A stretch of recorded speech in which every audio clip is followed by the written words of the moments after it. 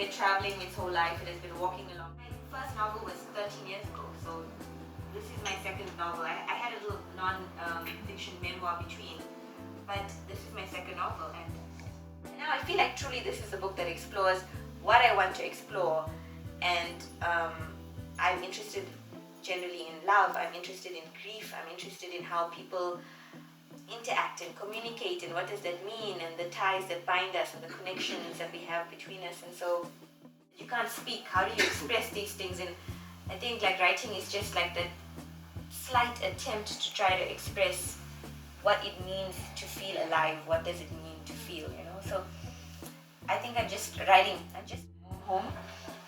And so I really love storytelling, but I really fell into becoming a writer because I didn't know what I wanted to do. I studied architecture for a few weeks, and I really didn't also know, like we just, in the beginning you have to, like I was a copywriter at an advertising agency, I lectured in media studies at the university, I freelanced for magazines, I taught at a school in a village on a mountain, like I just did about everything until I could try to do the writing full time.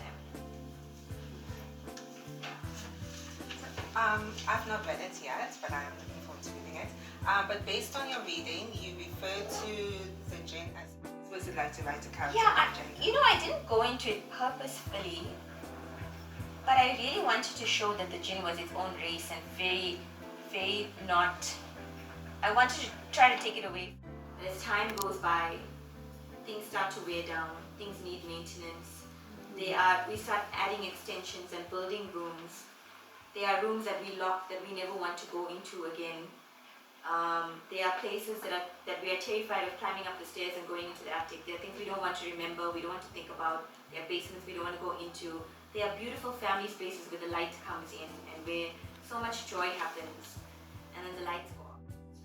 Yeah. So I think one of the reasons I started following your writing was that essay in particular, but over time I think you've also been very vulnerable and sharing your journey, particularly the publishing journey, right? Going from New York to here to Durban and trying to escape like the whole of South Africa, especially as a published writer already. I think it must be very difficult to be like, guys, I actually have a book and I've finished one book already. So what was...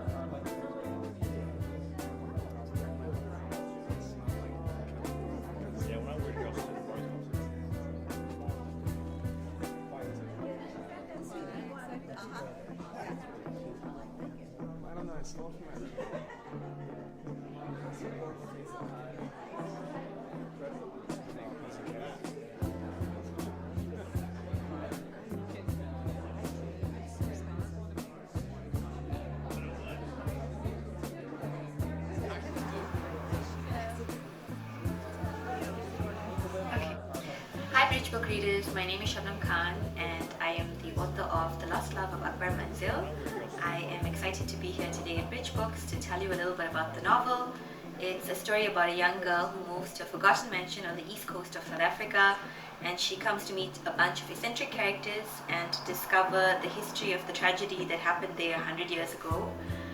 It's a novel about grief, love, and the fate of those loved things forgotten. You can get a copy at Bridge Books, and it was great talking to you.